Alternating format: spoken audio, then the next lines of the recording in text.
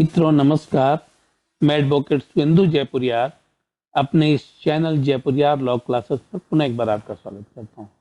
मित्रों, जैसा कि आप लोगों को पता है कि मैं जूनियर लॉयर्स के लिए लगातार ट्रेनिंग प्रोवाइड कर रहा हूं अपने इस चैनल के द्वारा। मैं क्लासेस भी उन लोगों के लिए चलाता हूं बिल्कुल नॉमिनल कॉस्ट पर, जिससे कि उन लोगों को प्रैक्टिस से संबंधित जानकारी मिल जाए। और ये क्लासेस कंटिन्यूअस चलती है। हर महीने में बैच मैं स्टार्ट करता हूं, जहां पर ऑनलाइन बैचेज होते हैं जिसमें कि जूनियर लॉयर्स को प्रशिक्षण दिया जाता है प्रैक्टिस। और यहाँ पर मैं यूट्यूब के द्वारा जो प्रोविजंस हैं उस प्रोविजंस की चर्चा करता हूँ। और इन दोनों चीज़ों को यदि मिलाकर आप देखें तो आपको किसी सीनियर के पास जाने की आवश्यकता नहीं पड़ेगी। तो मेरी पूरी कोशिश यही है कि आप पास आउट कर आए। बार काउंसिल में आप जब रजिस्ट्रेशन कराते हैं तो रजिस्ट्रेशन कराने के बाद आप एक अच्छे लॉयर के रूप में स्थापित हों। और उसके पहले ही ये सारी ट्रेनिंग मैं चाहता हूं कि आप लोगों को वह मिल जाए, जिससे कि आप लोगों को लंबे समय तक स्ट्रगल ना करना पड़े। क्योंकि मैंने पूरे अपने 27 साल के करियर में यह पाया है कि बहुत सारे जूनियर लॉयर्स जो बहुत टैलेंटेड भी होते हैं, बहुत अच्छे पढ़े होते हैं, बहुत अच्छे कॉलेज से डिग्री उन्होंने ली हुई है, लेकिन चूंकि उन्हें प्रैक्टिस की जानकारी नहीं होती है, प्रोविजंस की जानकारी तो उन्हें होती है लेकिन कोर्ट रूम प्रैक्टिस की जानकारी उन्हें नहीं होती है, जिसके कारण वह बहुत जल्दी फ्रस्ट्रेट कर जाते हैं। और फ्रस्ट्रेट करने के बाद वह वकालत छोड़कर कोई और काम करने लगते हैं, कहीं नौकरी ज्वाइन कर लेते हैं। लेकिन मित्रों, मैं आप लोगों को बार बार यह बतलाता रहा हूँ कि वकालत से बेहतर कोई प्रोफेशन नहीं हो सकता। इसीलिए मैं लगातार ही मिशन मोड में यह काम कर रहा हूँ कि आप लोगों को जो जूनियर लॉयर्स हैं उनको बेहतरीन से बेहतरीन प्रैक्टिस एंड प्रोसीजर की ट्रेनिंग में दे सकूं। इसी कारण से मैंने ऑनलाइन क्लासेस को भी स्टार्ट किया है प्रैक्टिस एंड प्रोसीजर पर, जो कि मैं रात में चलाता हूं प्रतिदिन, जिसमें कि क्रिमिनल प्रोसीजर पर, सिविल प्रोसीजर पर और इंडियन एविडेंस एक्ट पर, इन सारे पर अलग अलग बैचेज मैं रन करता हूं। ऐसे एक बार में मैं एक ही बैच रन करता हूं क्योंकि समय की कमी मेरे पास रहती है, तो एक बार में एक ही बैच में रन करता हूँ। आज मैं आप लोगों को एक नए टॉपिक पर, क्रिमिनल केसेस संबंधित एक नए टॉपिक पर चर्चा करने जा रहा हूँ। यह बहुत ही महत्वपूर्ण है, एक वकील के दृष्टिकोण से भी आप लोगों के लिए और आम व्यक्तियों के लिए भी यह जानना बहुत आवश्यक। जैसे ही क्रिमिनल केसेस की बात आती है, सबसे पहले दिमाग में आता है कि मेरी गिरफ्तारी हो सकती है। गिरफ्तारी होती भी है, मैं तो नहीं कर रहा हूँ गिरफ्तारी नहीं होती है, लेकिन गिरफ्तार जो व्यक्ति है उसके कुछ कानूनी अधिकार भी हैं। अगर इस बात को आपको जानना जरूरी है, क्योंकि व्यक्ति को अपने कानूनी अधिकार का पता नहीं रहता है और उस समय वह लॉयर से कंसल्ट नहीं करते हैं, या जो नए लॉयर है वह भी इस बात को बहुत अच्छे से नहीं समझ पाते हैं। और तब ऐसी स्थिति में पुलिस अपनी मनमानी करती है। पुलिस के ऊपर भी मैंने आपको बार बार कहा है कि ऊपर भी चेक एंड बैलेंस लगा हुआ है, क्योंकि हम रूल ऑफ लॉ के तहत काम करते हैं और हमारा देश जो रूल ऑफ लॉ के तहत गवर्नड है, इसलिए कोई भी काम जो रूल ऑफ लॉ के तहत हो सकता है। तो मित्रों, गिरफ्तार व्यक्तियों के क्या कानूनी अधिकार है यह आपको जानना जरूरी है, जिसकी चर्चा मैं आज करूंगा। यह तो पार्ट 1 है। दूसरे पार्ट में मैं बताऊंगा कि यदि पुलिस जो किसी व्यक्ति को गिरफ्तार करती है वह उन कानूनी अधिकारों की जानकारी उनको नहीं देती है और उसका वह पालन नहीं करती है, जो उनके अधिकार हैं उसका वह उल्लंघन करती है, उसका हनन करती है, तब ऐसी स्थिति में उससे सजा भी हो सकती है। ठीक है ना। सुप्रीम कोर्ट के बहुत सारे जजमेंट है इस पर, जिसमें पुलिस के साथ बहुत सख्ती से पेश आने की बात कही गई है। लेकिन हुआ मैं इस वीडियो के सेकंड पार्ट में पुलिस के ऊपर क्या कार्यवाही हो सकती है उसकी चर्चा मैं करूंगा। इस पार्ट में मैं यहाँ पर सिर्फ आप लोगों को यह बताने जा रहा हूँ कि व्यक्ति के क्या अधिकार है, गिरफ्तार व्यक्ति के क्या अधिकार। गिरफ्तार व्यक्ति के अधिकार को बताने के पहले मैं आपको बता दूं कि भारत का कोई भी नागरिक जो है उसको फंडामेंटल राइट प्राप्त है इंडियन कॉन्स्टिट्यूशन के द्वारा। तो right to life and liberty भी उसे मिली हुई है। यदि किसी व्यक्ति को गिरफ्तार किया जाता है तो right to life and liberty खत्म नहीं हो जाती है। ठीक है, right to life and liberty खत्म नहीं हो जाती है, लेकिन क्योंकि उसने यदि कोई जुर्म किया है या फिर किसी कारण से गिरफ्तार किया गया है, तब कुछ समय के लिए उसको जो गिरफ्तार किया जाता है और डिटेन किया जाता है, उसमें भी उससे कुछ अधिकार प्राप्त हैं, जिसकी जानकारी मैं आप लोगों को यहाँ देने जा रहा हूँ। सबसे पहले तो मैं आपको एक चीज और भी स्पष्ट कर दूं कि अरेस्ट और डिटेंशन में अंतर है। जब पुलिस किसी क्राइम के लिए किसी व्यक्ति को पकड़ती है बिना वारंट के या फिर वारंट को लेकर ही, तो उसे हम गिरफ्तारी करते हैं। लेकिन जब पुलिस उसको ले जाकर हवालात में बंद कर देती है तो उसे हम डिटेन करना कहते हैं। ठीक है ना, उसे हम डिटेन करना कहते हैं। दोनों में अंतर है, अरेस्ट और डिटेंशन में। इस बात को आप ध्यान में रखिएगा।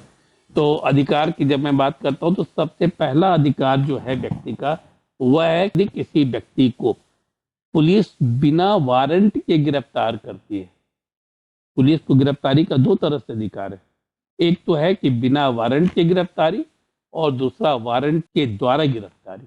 जैसा कि मैंने आप लोगों को बतलाया था पहले भी कि कॉग्निजिबल ऑफेंस में सेक्शन 154 के तहत, जो कॉग्निजिबल ऑफेंस के तहत एफआईआर होता है, उसमें पुलिस को गिरफ्तारी का अधिकार है, बिना वारंट की गिरफ्तारी का अधिकार है। ठीक है, लेकिन उसमें भी बहुत सारे प्रोसीजर है। ऐसा नहीं है कि पुलिस सीधे जाए और किसी व्यक्ति को गिरफ्तार कर ले। यदि किसी व्यक्ति के ऊपर एफआईआर हुआ है और वह व्यक्ति के ऊपर जो आरोप लगाए गए हैं और जो धाराएं उसके ऊपर लगाई गई हैं, उसमें यदि 7 साल तक की सजा का प्रावधान है, तभी पुलिस बिना वारंट के किसी व्यक्ति को गिरफ्तार कर सकती है। पहली चीज यह आप ध्यान में रखें कि यदि किसी व्यक्ति को पुलिस गिरफ्तार करती है तो यह बात को जानना जरूरी है कि वह व्यक्ति की जो सजा निर्धारित हो सकती है, सजा मुकर्रर कोर्ट के द्वारा हो सकती है, वह न्यूनतम 7 साल तक हो। 7 साल से कम की सजा यदि उसके अपराध पर है तो पुलिस बिना वारंट की गिरफ्तार नहीं कर सकती है। पहली चीज यह, ठीक है, बिना वारंट के गिरफ्तार नहीं कर सकती है। ठीक है, दूसरी चीज है कि पुलिस जब किसी व्यक्ति को गिरफ्तार करने जाती है, ठीक है, तब उसको पूरी तरह से बताना पड़ता है कि किस अपराध के तहत उसे गिरफ्तार किया जा रहा है, उसके ऊपर कौन कौन से सेक्शंस लगाए गए हैं। ठीक है ना, क्या आधार है गिरफ्तारी का, यह उसको पहले बताना होता है उस व्यक्ति को जिसकी गिरफ्तारी वह करने गया हुआ है।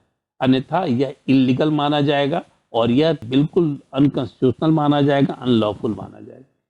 दूसरी बात है कि यदि किसी व्यक्ति को पुलिस गिरफ्तार करने के लिए जाती है बिना किसी वारंट के, तब पुलिस को सबसे पहले अपने सुपीरियर से परमिशन लेना हो और सुपीरियर से परमिशन लेने के साथ साथ उसको रिटर्न में वह सारा आदेश जो है वह नोटिफाई करवाना पड़ता है। ठीक है ना, सारा आदेश को नोटिफाई करवाना पड़ता है और वह सारा चीज जो थाने में जो डायरी होती है, जो थाने में जो रजिस्टर होता है, उस पर मेंशन किया जाता है।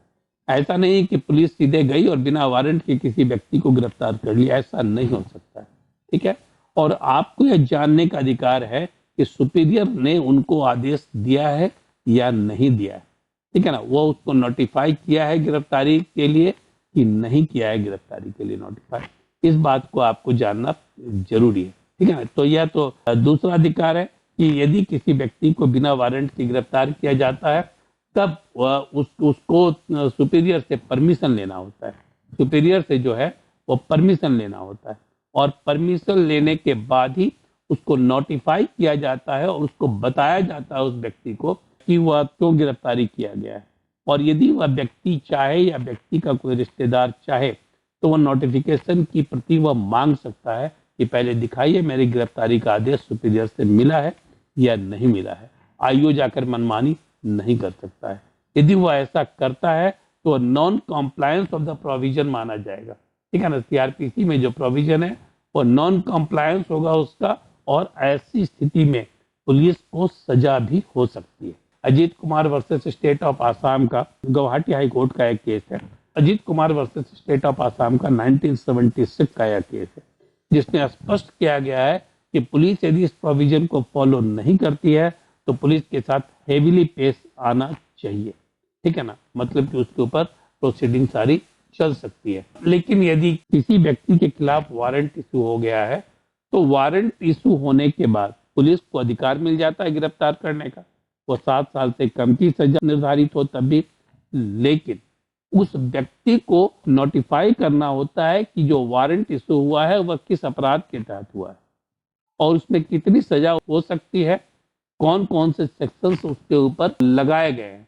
इन सारी चीजों को उसको सब जो पूरे सब्सटेंस है उसको बताना होता है। यदि वो इन सारी चीजों को नहीं बताता और यदि वह व्यक्ति चाहे तो वारंट की कॉपी को मांग सकता है और वारंट की कॉपी को दिखाने की बात कर सकता है। ठीक है, और यदि ऐसा नहीं पुलिस करती है तो वह भी इलीगल है। यह हमारा कानूनी अधिकार है, गिरफ्तार व्यक्ति का जो है वह कानूनी अधिकार है। और दूसरी चीज यह है कि यहाँ पर मैं सीआरपीसी की बात कर रहा हूँ, इंडियन कॉन्स्टिट्यूशन के आर्टिकल 22 सब सेक्शन 1 में भी इसको स्पष्ट किया गया है कि किसी व्यक्ति को बिना कारण बताए कि क्यों उसे गिरफ्तार किया गया है, उसे जो है वो डिटेन नहीं रखा जा सकता, उसे गिरफ्तार नहीं किया जा सकता और उसे डिटेन नहीं रखा जा सकता, क्योंकि right to be informed of the ground of arrest जो है वह प्रेशस राइट है व्यक्ति का। ये सुप्रीम कोर्ट का कहना है।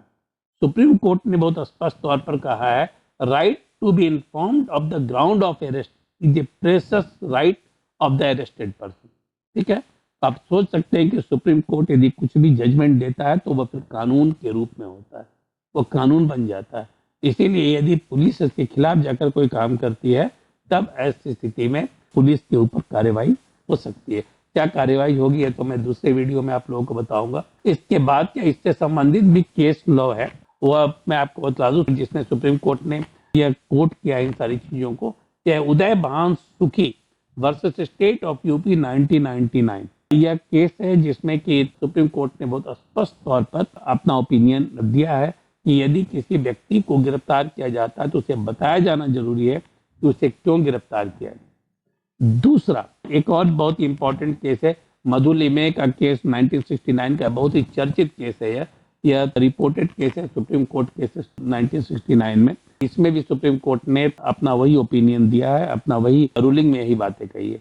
इसके बाद एक और बात आपको जानना जरूरी है, अब पुलिस है कि किसी व्यक्ति को जाके गई और गिरफ्तार करने पहुंच गई और जिस व्यक्ति को गिरफ्तार करने गई है वह उस लैंग्वेज को जानता नहीं जो पुलिस वह बोल रही है। यह भी इलीगल है। पुलिस को वह जिस भाषा को समझता है, वो जिस भाषा को समझता है उसी भाषा में उसे बतलाना होगा कि वह उसे क्यों गिरफ्तार किया गया है। आप लोगों ने एक सिंघम मूवी देखी होगी, बहुत चर्चित मूवी थी, जिसमें कि कर्नाटक के एक व्यक्ति को गोवा में पकड़ा जाता है, वह किडनैपर है और उसको थाने में ले जाया जाता है और वह समझता ही नहीं कि वह कौन सी भाषा बोल रहा है, न उसकी भाषा पुलिस वाले समझ रहे हैं और न पुलिस वाले की भाषा वह समझ रहा है। लेकिन उसमें यह भी दिखलाया जाता है कि वहां पर एक व्यक्ति है जो उसकी भाषा को समझता है और उसकी भाषा में वो समझाता है। यदि वह पुलिस वाले उसको नहीं समझाएं उसकी भाषा में, जिस भाषा में वह समझता है, तब ऐसी स्थिति में भी यह अरेस्ट इलीगल माना जाएगा। ठीक है ना। तो बहुत इंपॉर्टेंट यह राइट है कि पुलिस वाले को उसी भाषा में समझाना है। उसके लिए भले उसे दुभाषीय का इस्तेमाल करना पड़े, ट्रांसलेटर का इस्तेमाल करना पड़े, लेकिन उसी भाषा में उसको समझाना है कि वह जिस भाषा में वह समझता है। ठीक है ना। यदि ऐसा नहीं है तो फिर कॉन्स्टिट्यूशनल जो रिक्वायरमेंट है उसको वह मीट नहीं करता। इससे संबंधित भी सुप्रीम कोर्ट का कुछ डिसीजन है। लेकिन अब यहाँ जब पुलिस के अलावा मजिस्ट्रेट के द्वारा अरेस्ट की जब बात आती है तो मजिस्ट्रेट के द्वारा अरेस्ट के बाद में इन सारी चीजों को फॉलो नहीं किया जा सकता है। ठीक है ना, उसको फॉलो नहीं करना है, उससे उसको अलग किया गया है। सेक्शन 44 में मजिस्ट्रेट के द्वारा अरेस्ट की बात कही गई है। ठीक है, लेकिन मजिस्ट्रेट को इन सारी चीजों को फॉलो नहीं करना है। लेकिन यहाँ पर मजिस्ट्रेट को इन सारी चीजों को फॉलो नहीं करना है, फिर भी आर्टिकल 22 सबसेक्शन 1 के द्वारा मजिस्ट्रेट भी इस बात से बंधा हुआ है कि उसके ग्राउंड को, जैसे वह पुलिस किसी व्यक्ति को गिरफ्तार करता है तो अपने नोटिंग में उस चीज को डालता है कि क्या ग्राउंड है उसकी गिरफ्तारी का, और कोर्ट में उस व्यक्ति को बतलाया जाता है कि किस ग्राउंड पर उसे गिरफ्तार किया गया। गिरफ्तारी तो हो जाएगी यदि मजिस्ट्रेट ने देख लिया है कोई घटना घट रही है उसके नजर के सामने, तो वह उसे गिरफ्तार कर सकता है। दूसरी चीज है, पुलिस यदि किसी व्यक्ति को गिरफ्तार करती है और वह बेलेबल सेक्शन में गिरफ्तारी यदि हुई है, ठीक है ना, बेलेबल सेक्शन में गिरफ्तारी हुई है, तो पुलिस को यह बतलाना जरूरी है कि यह बेलेबल सेक्शंस लगे हुए हैं इस पर और उससे बेल मिल सकता है। ठीक है ना, और साथ ही साथ उसे यह भी बोलना जरूरी है कि वह बेलर का इंतजाम करे, उसे थाने से ही बेल मिल सकता है। यदि पुलिस ऐसा नहीं करती है और तब और उसे डिटेन किए रहती है और बाद में उसे जुडिशियल कस्टडी में भेज देती है, तो यह भी इलीगल है पुलिस के पार्ट पर। ठीक है ना, पुलिस के पार्ट पर यह भी इलीगल है। और दूसरी चीज है कि यदि किसी व्यक्ति को गिरफ्तार किया गया है, किसी व्यक्ति को गिरफ्तार किया गया है, तो इसे इमीडिएटली मजिस्ट्रेट के सामने पेश करना होता है। और मैं दूसरे सेक्शन पर ही आ रहा हूँ जहाँ पर 24 घंटे तक किसी व्यक्ति को रखा जा सकता है इन्वेस्टिगेशन के लिए, उस पर भी मैं चर्चा करूंगा। लेकिन सामान्य प्रैक्टिस क्या है, सपोज करिए किसी व्यक्ति ने मर्डर किया हुआ है, ठीक है ना, और पुलिस उसे पकड़ ली ऑन द स्पॉट, तो उसे इमीडिएटली मजिस्ट्रेट के सामने पेश करना हो। तो किसी व्यक्ति को यदि गिरफ्तार किया जाता है तो उसे मजिस्ट्रेट के सामने तुरंत में पेश करना होगा, ठीक है ना। लेकिन यदि किसी व्यक्ति को गिरफ्तार किया जाता है और उससे कॉग्निजेबल ऑफेंस के तहत गिरफ्तार किया गया है और साथ ही साथ उसमें इन्वेस्टिगेशन की आवश्यकता है, और तब ऐसी स्थिति में 24 घंटे के अंदर 24 घंटे के अंदर उसके पास 24 घंटे का समय है, 24 घंटे तक वो उसको डिटेन रख सकता है, इन्वेस्टिगेशन कर सकता है, जो जानकारी हासिल करनी है वह कर सकता है, और मैक्सिमम 24 घंटे का समय है जिसमें कि उसे मजिस्ट्रेट के सामने पेश करना होगा।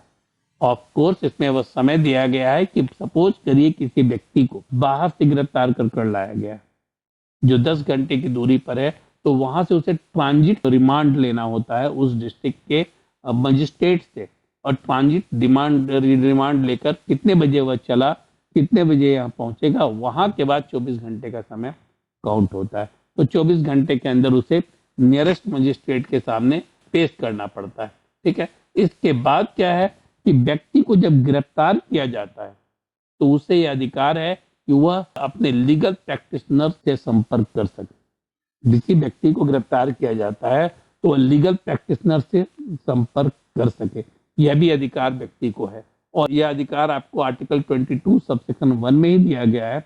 लेकिन इसके साथ साथ सेक्शन 303 ऑफ द CRPC में भी यह कहा गया है कि व्यक्ति को अपने पसंद के किसी भी वकील को अपना प्लीडर, अपना अटॉर्नी चुनने का अधिकार है, अपने आप को डिफेंड उससे करवाने का अधिकार है। ये सारे अधिकार भी उसे दिए गए हैं। इसके बाद यह है कि व्यक्ति को जैसे गिरफ्तार किया जाता है तो उस व्यक्ति को मेडिकल प्रैक्टिशनर के पास ले जाना होता है, जहां पर उसका मेडिकल जांच कराया जाता है, ठीक है ना, जहां पर उसका मेडिकल जांच कराया जाता है। मेडिकल जांच भी उसका जो है वह कानूनी अधिकार है। तो यह सारे अधिकार जो हैं वह मिले हुए हैं गिरफ्तार व्यक्ति को। ऐसा नहीं है कि गिरफ्तार व्यक्ति जो है उसको कोई अधिकार ही नहीं है। मैंने आप लोगों को बताया हुआ है, क्रिमिनल जूरिस्प्रूडेंस में बहुत ही स्पष्ट तौर पर यह कहा गया है कि जब तक कोई व्यक्ति, ठीक है ना, जब तक किसी व्यक्ति को न्यायालय के द्वारा सजा नहीं हो जाती है तब तक उस व्यक्ति को निर्दोष माना जाता है। तो पुलिस यदि किसी व्यक्ति को गिरफ्तार की है तब यह नहीं माना जा सकता है कि वह दोषी है, दोष सिद्ध नहीं हुआ है, वह आरोपी है। हाँ, पुलिस यह मानकर चलती है वह दोषी है, प्रोसिक्यूशन इस चीज को प्रूव करने का कोशिश करता है कि वह दोषी है, लेकिन जज यह मानकर चलते हैं कि वह निर्दोष है, और डिफेंस लॉयर तो यह मानकर चलता ही है कि हमारा क्लाइंट निर्दोष है। तो जब वह व्यक्ति दोष सिद्ध जब तक नहीं हो जाता है तब तक क्रिमिनल जूरिस्प्रूडेंस के अनुसार वह निर्दोष है, वह इनोसेंट है। तब ऐसी स्थिति में जब वह इनोसेंट है तो उसके अधिकारों का हनन भी नहीं हो सकता है। तो यह सारे अधिकार एक गिरफ्तार व्यक्ति को भी अधिकार हैं, जिन अधिकारों की मैंने चर्चा की। यदि पुलिस इन अधिकारों का हनन करती है, इसके खिलाफ में जाकर काम करती है, तब ऐसी स्थिति में पुलिस के लिए सजा का प्रावधान है।